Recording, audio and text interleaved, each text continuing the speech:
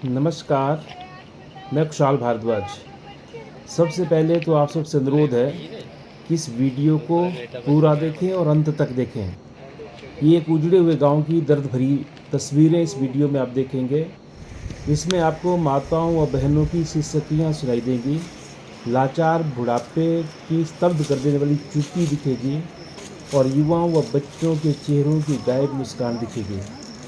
इससे पहले कि गांव व गांव वालों का पूरा दर्द आपको दिखाऊं, आप में से जिन्होंने भी इस चैनल को सब्सक्राइब नहीं किया है, उनसे ये भी अनुरोध है कि आप इस चैनल को सब्सक्राइब कर लें, ताकि हर प्रकार की खबरें और सत्य घटनाओं की जानकारी सबसे पहले आप तक पहुँच सकें। आज मैं बात कर रहा हूँ मंडी जिला के द्रंग उपमंडल की बड़ी धार पंचायत के खजरवाल वार्ड के बिहाल गाँव की। ये गाँव ब्यास नदी के किनारे बसा है और इस गांव से बड़ी धार पंचायत का जो पंचायत मुख्यालय है वहां तक पहुंचने में कम से कम 2 घंटे का समय लगता है पैदल। और इस गांव की खासियत ये है कि यहाँ के लोग बहुत मेहनती हैं। मैंने पूरे इलाके में जहाँ जहाँ भ्रमण किया है आज तक, ये मैंने देखा सबसे बेहतर मक्की अगर कोई पैदा करता है तो खजरवाल और ये बिहाल गाँव के लोग और इस पूरे इलाके के लोग पैदा करते हैं। लहलाती फसलें उसकी गवाह हैं। इतने मेहनती लोग हैं, पशु पालते हैं, भैंस पालते हैं, गाय पालते हैं, भेड़ बकरी पालते हैं, उससे अपनी गुजर बसर करते हैं और अपनी खेती में नकदी फसल भी उगाते हैं, सब्जियां उगाते हैं और रोज़ाना 2 घंटे 2.5 घंटे एक तरफ को पैदल चल करके सड़क तक पहुंच करके अपनी सब्जियां भी बेचते हैं। लेकिन इस बरसात ने इस गांव को पूरा तबाह कर दिया। मैंने पहले बताया कि ब्यास नदी के किनारे बसा है और ब्यास नदी के तलहटी पर जो चट्टानें थी उनके खिसकने से एक जोर का धमाका हुआ और देखते ही देखते पूरा गांव मिट्टी के ढेर में तब्दील हो गया। गनीमत ये रही कि किसी की जान नहीं गई, क्योंकि पहले से ये खिसकना शुरू हुआ था, लोग सचेत हो गए थे, लेकिन बहुत सारे घर पूरी तरह से मटियामेट हो गए हैं। और इस गांव की जो सबसे बड़ी दर्द भरी कहानी है वो ये है कि इस गांव में सिर्फ घर नहीं जुड़े हैं, बल्कि पूरी की पूरी ज़मीन धंस गई है। और उसके साथ साथ जो सड़क इन लोगों ने निकलवाई थी वहाँ पर संपर्क सड़क, वो संपर्क सड़क कम से कम 100 मीटर नीचे तक धंस गई है। और ये पूरे का पूरा गांव ना तो रहने लायक रह गया, ये पूरे का पूरा गांव ना तो खेती लायक रह गया है, यहाँ हर समय जान को खतरा है। आज हमने इस गांव का दौरा किया, यानी कि 18 अगस्त को, और इस गांव का दौरा करने के लिए हम गए क्योंकि हमें सूचना मिली थी। हम 2-3 दिन से ट्राई कर रहे थे पहुंचने की, लेकिन बाकी बहुत सारे पंचायतों ने जोगिंदर के आसपास जो तबाही मची है वहाँ से भी बहुत सारे लोग जो है हमें याद कर रहे थे। हम सब जगह जाने की कोशिश करने गए थे, लेकिन आज हम वाया घोगराधार होकर के कुल्लू होते हुए बड़ी धार होते हुए हम वहाँ पहुँचे और हमारे साथ बड़ी धार पंचायत के जो प्रधान हैं भाई यादविंदर जी, वो साथ थे। वही हमें अपनी गाड़ी में लेकर के गए कि 4x4 की गाड़ी थी, दूसरी कोई भी गाड़ी वहाँ पे पहुँच नहीं सकती है, वो सड़क की हालत ऐसी है। हमारे साथ 7 लगती जो पंचायत है बडवान पंचायत, जो मेरे जिला परिषद वार्ड में पड़ती है, दोनों पंचायतें, बडवान पंचायत के प्रधान भाई जितेंद्र कमांडो जी के साथ थे। हमारे साथ जो है हमारे किसान सभा के नेता कमांडो नरेश दरवाल थे, शेषराम ठाकुर थे, कुछ अन्य साथी थे। और जब उस गांव में पहुंचे तो लोगों के चेहरों की मुस्कान गायब थी। उस गांव में पहुंचे, महिलाओं की सिसकारियाँ हमने देखी और आप इन तस्वीरों में देख सकते हैं किस भयंकर तरह की तबाही मची है।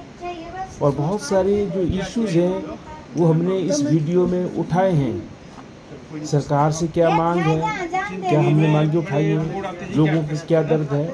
और एक मुद्दा जो मैं बार बार बोल रहा हूँ कि पूरा का पूरा गांव जुड़ चुका है, तो डीसी मंडी को भी इमीडिएटली इस गांव का दौरा करना चाहिए। और ये मांग मैंने उठाई है कि क्योंकि इन लोगों के पास कोई ठिकाना रहने के लिए रह नहीं गया है और ये वहाँ पे गांव के आसपास रहेंगे तो इनको भी एक लालच है अपनी फसल का, मक्की का, ये अपने खेतों में जाएंगे। किसी भी वक्त जो है इनका खेत पूरे का पूरा जो है ब्यास नदी में समा जाएगा और बहुत सारी जिंदगियों से हाथ धोना पड़ सकता है। इसलिए मंडी डीसी को पूरे अमले के साथ विजिट करना चाहिए इस गाँव में और उसके साथ साथ इन लोगों की रिहाइश का प्रबंध करना चाहिए।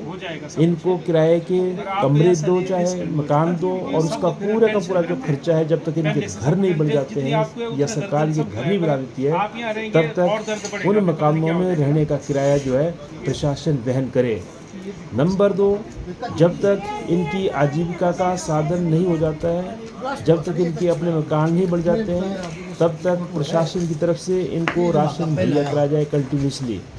नंबर 3, कि इनके लिए जो है वैकल्पिक जगह पर मकान बनाने के लिए ज़मीन इनको दी जाए और उसके साथ साथ जो है बहुत सारे लोगों के पास बर्तन तक नहीं रह गए, जो सब कुछ नष्ट हो गया है, वो पूरे घर मटिया मेट हो गए हैं और उस जगह पर मकान बन ही नहीं सकते भविष्य में।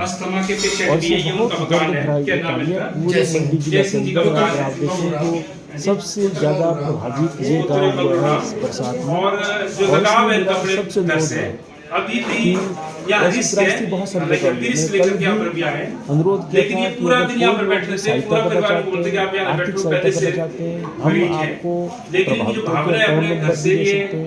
अगर आप लोग हमारे माध्यम से वो सहायता करना चाहते हैं तो मैंने पहले भी कहा है कि हम लोग जाएंगे पूरी टीम के साथ और वहाँ पर उसको लाइव दिखाते हुए किसने किस दाता ने कितना जो है आर्थिक राशि की मदद की है या सामग्री की मदद की है, वो भी जो है हम वहाँ पर दिखाएंगे ताकि ये अगर ये पुनर्वास का जिन्होंने एक्चुअल में जो सामग्री की है वो उनका नाम भी हम उजागर प्रॉपर्टी डैमेज हुई है, लेकिन यहाँ पे जानों को भी खतरा है। वैसे कोई दानी सज्जन है तो इस वक्त यहीं जरूर पर मदद आएंगे, करे, मेरा उनका ये लगाव अपने निवेदन घर है। से जब उनके और पास उसके रहने साथ को खुशी साथ मिलेगा तो किसी जो मैं घर में फिर बोल रहने रहा हूँ गाँव कि में, मंडी डीसी लेकिन को जब जो इनके है पास गाँव अपना का मकान होगा दौरा तो ये भिंडे के बाद इमीडिएटली दोबारा यहाँ करना पे आ चाहिए जाएंगे पूरे सारे लोगों लोग के साथ और उस वक्त कोई और हादसा जो होगा तो भी कौन सहायता जिम्मेदार बन होगा? सकती है बड़े पैमाने पर वो शुरू की जानी चाहिए। नहीं सर यहीं थे, डालने को सुबह यहीं थे।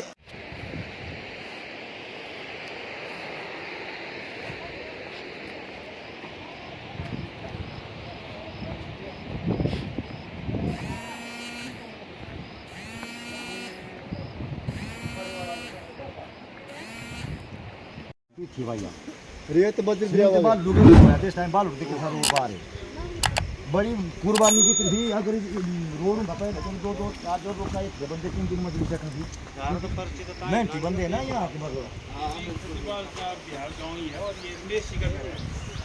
जैसा हम आपको बता रहे हैं बार-बार कि ये हर घर की ऐसी हालत है, ये कोई भी घर रहने लायक नहीं रह गया, पूरे डैमेज है और घर की तो बात छोड़ दो। ये भी खजरवाल का बिहार गांव ही है और ये रमेश जी का घर है। जैसा हम आपको बता रहे हैं बार बार कि ये हर घर की ऐसी हालत है, ये कोई भी घर रहने लायक नहीं रह गया है, पूरे डैमेज हैं। और घर की तो बात छोड़िए, ये इस ज़मीन पर जो भी लोग आ रहे हैं, अभी हम भी आ रहे हैं, हम रिस्क लेकर के आए हैं और ये जो यहाँ के जो बाशिंदे हैं ये रोज़ रिस्क ले रहे हैं। तो इसलिए सरकार को, प्रशासन को ये चाहिए कि इनका पुनर्वास जो जल्दी किया जाए, इनको कहीं मकान बना करके दिए जाएँ या फिर कहीं पर इनको मकान रहने के लिए दी जाए जिसका पूरा का पूरा किराया जो है वो प्रशासन वहन करे। क्योंकि ऐसा मैंने पिछले दिनों जो है कस्ब पंचायत में भी करवाया जहाँ पर प्रशासन ही जो किराया दे रहा है, क्योंकि जिन घरों में वो रह रहे हैं मासिक किराया, और पूरा राशन पानी जो है प्रशासन की तरफ से वहाँ पर दी जा रहा है। तो यहाँ पर भी होना चाहिए। लेकिन एक मुख्य सवाल जो बार बार उठा रहे हैं वो ये है कि यहाँ पर ये जो ज़मीन है, क्योंकि ये खेती के लायक नहीं रहेगी है, ये हमेशा रिस्क है ज़िंदगियों को, तो इसके बदले की ज़मीन जो है लोगों को सरकार दे। और ये बहन है हमारी, आप देख सकते हैं इनका दर्द, सिसकियाँ, और ये नीचे ब्यास नदी है, ब्यास नदी के पार से इन्होंने जो है सामान ढोया है और तब ये मकान बनाया। पदवाहन से सामान ढोया है, कई किलोमीटर जो है सिर में कंधे पे जो है सामान बोझा ढो करके ये मकान बनाया गया, क्योंकि यहाँ सड़कें भी नहीं थी। अब एक सड़क निकाली थी गांव के लोगों ने, लेकिन वो सड़क भी चलेगी और उसके दोबारा बढ़ने की कोई चांस भी नहीं, क्योंकि पूरा ये बैठ गई है जगह पे। तो आज हमारे बीच में इस स्थानीय ग्राम पंचायत के प्रधान हैं यादविंदर जी, और जो साथ लगती पंचायत है हमारे बढ़वान पंचायत, जो भाई हमेशा खड़े रहते हैं लोगों के साथ, जितेंद्र कमांडो जी, वो भी आज स्पेशली आए हैं। हम सब लोग आए हैं और हमारे जो वार्ड मेंबर हैं यहाँ के, वो लगातार यहाँ पर डेली लगभग जो है वो सेवाएं दे रहे हैं। जय राम जी। तो हम ये कहना चाहते हैं कि हम सब लोग इनके साथ हैं और जो भी बन पाएगा हम सहायता करेंगे, लेकिन मुख्य सहायता जो है सरकार को करनी है। पुनर्वास का काम सरकार ही कर सकती है, किसी और के बस की बात वो नहीं है और ना वो हो सकता है। तो वो काम सरकार को जल्दी करना चाहिए। और कुछ बोलना आपने? हमारे को रहने की सुविधा करो गवर्नमेंट सरकार। कहाँ रहना मैंने, हमारे बच्चे भी, घर वाले इतना पैसा हमारा, कैसे कैसे दिन रात मेहनत की हमने घर को। एक रोटी हमारे को पूरी नहीं मिली खाना, आप दिखाई हमने घर को लगाया सारा पैसा। अब रहने की दिक्कत है, हमने कहाँ रहना, लोगों के घर में कितना रहना हमने। सरकार हम ऐसा चाहती कि हमारे को जल्द से जल्द रहने की सुविधा करे।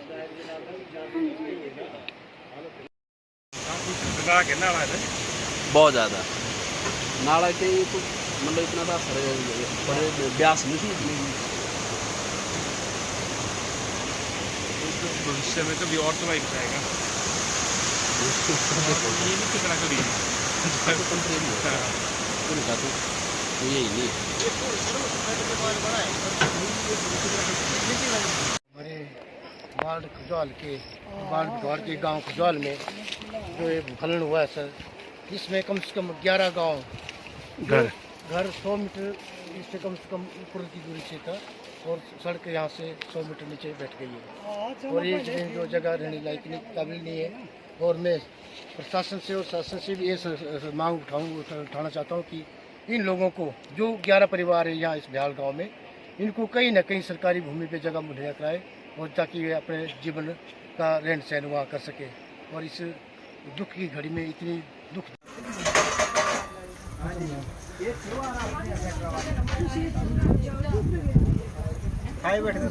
जी ठीक।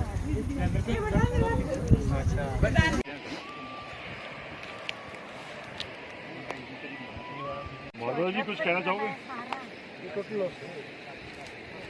जी बिल्कुल, ये इस वक्त पूरा हिमाचल त्रासदी झेल रहा है और अभी हम जो है ये द्रंग जो हमारा विकास खंड है उसकी और बहुत ज़्यादा नुकसान यहाँ पर हुआ है। आप देख सकते हैं कि हमारी जो बहनें किस तरीके से खिसक कर रो रही है, क्योंकि जो जीवन भर की जमा पूंजी है वो ख़त्म हो गई है आंखों के सामने। गनीमत ये है कि जान का नुकसान नहीं हुआ और परिवार सुरक्षित हैं, लोग सुरक्षित हैं। लेकिन ये जो नुकसान है ये बहुत ज़्यादा है और हाड़ मास गिला करके लोगों ने ये खेत बनाए हैं, ये घर बनाए हैं और आज अपना सब कुछ खो दिया है। और ये ऐसी दलदली जगह बन चुकी है जहाँ पे रहा नहीं जा सकता भविष्य में। ये खेत भी काम करने लायक नहीं रहेंगे, क्योंकि ये खतरा इस साल का नहीं है, ये अगले साल को बारिश पड़ेगी और खतरा होगा।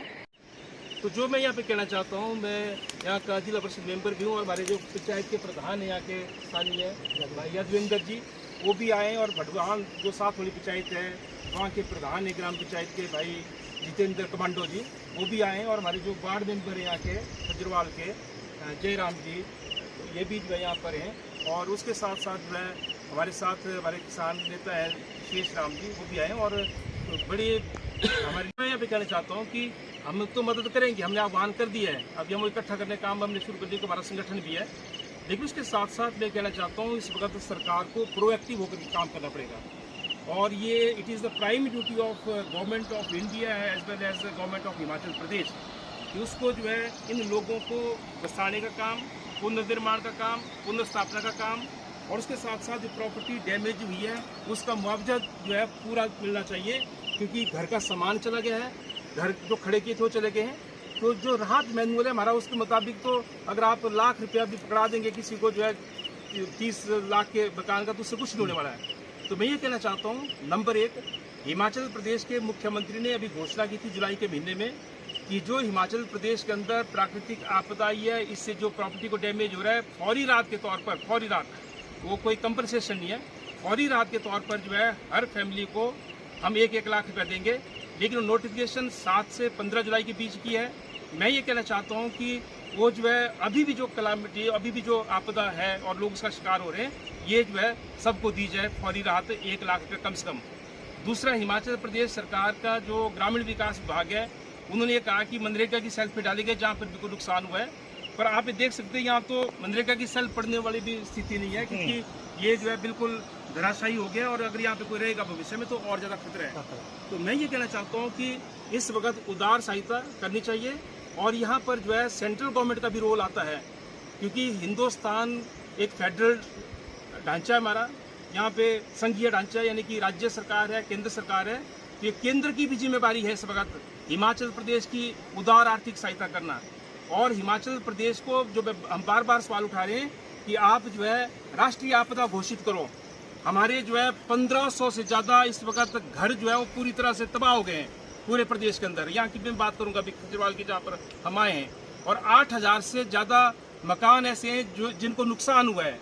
और एक अनुमान है, प्रारंभिक अनुमान सरकार का ही, कि 8000 करोड़ रुपए का जो है नुकसान हिमाचल प्रदेश को हुआ है।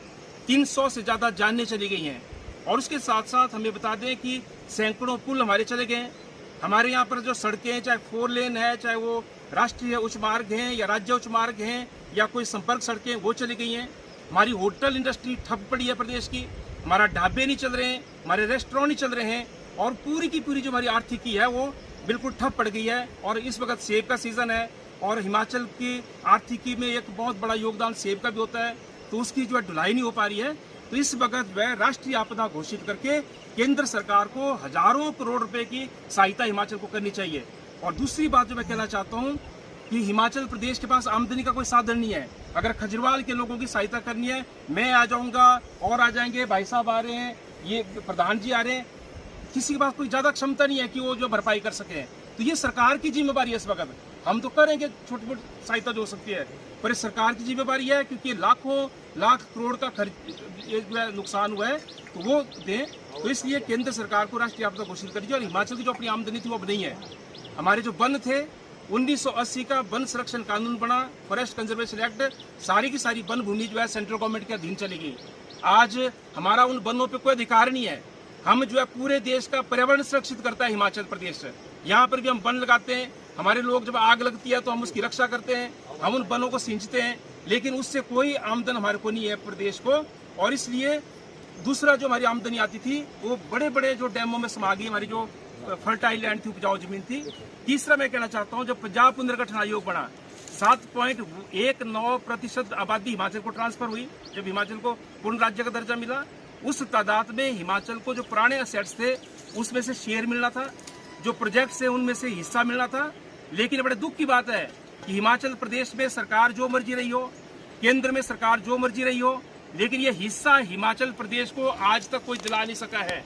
और माननीय सर्वोच्च न्यायालय ने ये आदेश जारी किया, जजमेंट दी कि हिमाचल का ये हिस्सा है, ये इसको मिलना चाहिए जो पंजाब से दूसरे उससे है, लेकिन आज तक हमारे को मिला नहीं है।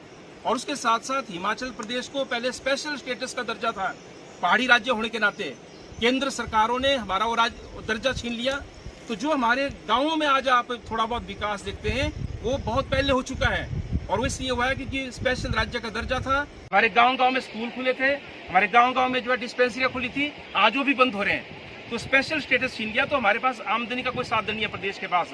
तो इस वक्त अगर केंद्र सरकार हमारे राज्य को लावारिस छोड़ देगी, हमारे साथ सौतेला व्यवहार करेगी, तो हम ये कहना चाहते हैं कि हमारी केंद्र सरकार, मोदी जी की सरकार अफगानिस्तान में जो आर्थिक सहायता देती है, हमारी सरकार जो है नेपाल में, बांग्लादेश में, पाकिस्तान में आर्थिक सहायता देती है, तो हम हिमाचली कोई इस देश से बाहर नहीं है, हम इस देश का हिस्सा हैं। और इस वक्त ये जो है मोदी सरकार की भी जिम्मेवारी बनती है, केंद्र सरकार की जिम्मेवारी बनती है, हिमाचल प्रदेश में राष्ट्रीय आपदा घोषित करके उदार आर्थिक सहायता की जाए। क्योंकि ये ऐसे लोग, जो संस्था के लोग, वो जो है दिल्ली से यहाँ पर पहुंच रहे सहायता करने के लिए, और हमारी सरकारें अगर सोई हैं तो इससे जो काम नहीं बनेगा। क्योंकि अगर आपके दिल में दर्द होता है, भाषण में नहीं दर्द होना चाहिए, वो दर्द आज नजर आना चाहिए जब लोगों को आपकी जरूरत है। और इसके साथ साथ मैं ये भी कहना चाहता हूँ राज्य सरकार से कि सिर्फ घोषणा से बात नहीं बढ़ेगी। आप पटवारी भेज देंगे, आप एसटीएम भेज देंगे, आप बीडीओ भेज देंगे नीचे, तहसीलदार भेज देंगे नीचे, आकलन कर लेंगे, हम लोग भी आ रहे हैं, ये सारी फॉर्मेलिटी है। मैं ये कहना चाहता हूँ, क्योंकि आप आकलन करते हैं नुकसान का, लेकिन सवाल यह है कि लोगों को बसाने का काम आप कब शुरू करेंगे? आप लोगों को जो है उनको राहत देने का काम, उनको जो है मुआवजा देने का काम कब शुरू करेंगे? और जैसे हालात बने, खाने के लिए कुछ नहीं है, ये तो गांव के लोग हेल्प कर रहे हैं, मैं धन्यवाद करना चाहता हूँ। इस पूरे गांव को, यहाँ के वार्ड मेंबर को भी, बाकी पूरे गांव को ये लोग मिलजुल करके अपने घरों में ठहराए इन लोगों ने, जो यहाँ के गांववासी हैं, और वो जो मदद कर रहे हैं। ये है हिमाचल की खूबसूरती, ये है हमारा जो विविधता में एकता की संस्कृति भी है।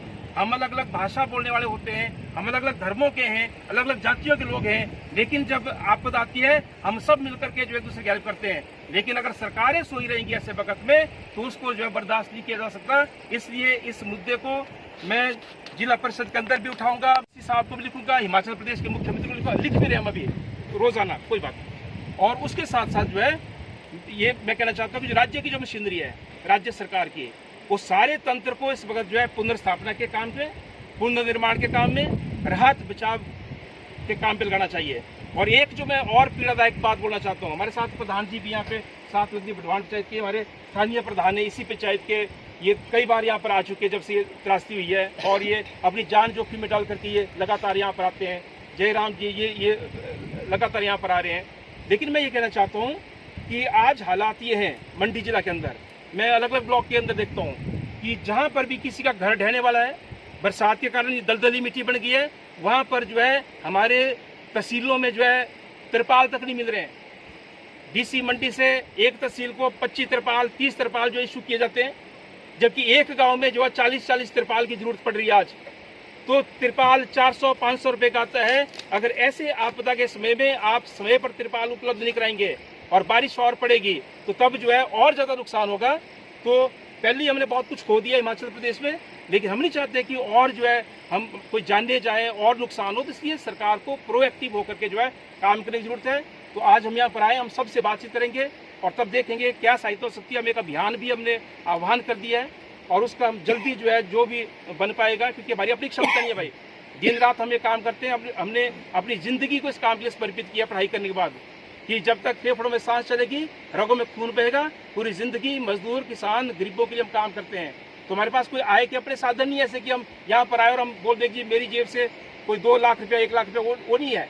लेकिन हमने एक आह्वान किया, हमारे संगठन है, हम इकट्ठा करके जो भी मदद बन पाएगी हम जो है वो करेंगे। और जो निधि के तौर पर इस गाँव के लिए हम लोगों से पूछेंगे कहाँ वो घर बना रहे होंगे, टॉयलेट बनाने के लिए अगर वो हमारी निधि से जरूरत पड़ेगी तो उसके लिए पैसा जारी करेंगे। किसी और निर्माण की जरूरत पड़ेगी तो जो हमारी निधि है उसमें से हम जो एक हिस्सा इस गांव में, क्योंकि हमारे यहाँ पे जो द्रंग ब्लॉक के अंदर जोइंदर के अंदर ये सबसे ज़्यादा प्रभावित गांव है ये वाला, तो इसलिए यहाँ पे ज़्यादा सहायता की जरूरत है और हम निश्चित तौर पर करेंगे। हालांकि और भी गाँव यहाँ पे साथ में वहाँ पर भी नुकसान हुआ है, पर ये गांव सबसे ज़्यादा प्रभावित हुआ है क्योंकि लोगों को घर बार छोड़ करके जाना पड़ा है और ये खेती बाड़ी करने लायक यहाँ पे रहने के।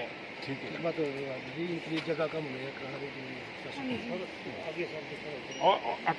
और इसमें एक चीज जो हम मांग कर रहे हैं, बिल्कुल ये हमने उठाई भी है मांग, क्योंकि ऐसा एक घटना जोगिंद्रनगर के आसपास एक कस पंचायत में एक गांव है खरौन, जहाँ पर 8-10 घरों को खाली करना पड़ा, वहाँ पर भी पूरा पहाड़ वहाँ पर भी आ गया। तो हमने मुद्दा उठाया कि अगर ये जमीन सरकार ले ले, लेकिन इसके बदले की जमीन जो है सड़क किनारे कहीं पर जो है दे दी जाए, ये मांग हमने वहाँ पर भी उठाई है। और इस मुद्दे के ऊपर हम यहाँ से भी एक पंचायत से भी हम रेजोल्यूशन भेजेंगे, हमारे प्रधान जी भी यहाँ पे, वार्ड मेंबर यहाँ पर हैं, और हम जो है मुख्यमंत्री को भी ये लिखेंगे कि इस जमीन को सरकार ले ले, सरकार यहाँ पे बंद लगाए, जो भी करे, क्योंकि हमारे रहने लायक नहीं रहेगी, खेती लायक नहीं रहेगी, तो करेंगे क्या यहाँ पे, और रहेंगे तो क्या हम अपनी जान नहीं दे देंगे यहाँ पे। इसके बदले की जमीन जो हमारे को दी जाए, ये जो प्रभावित किसान है इनको जमीन जो है कहीं सड़क किनारे जो इसके बदले की दी जाए, ताकि ये कुछ खेती बाड़ी भी कर सके और वहाँ पर ये जो अपना गुजर बसर कर सके और अपने मकान बना सके। कुछ बोलना भाई।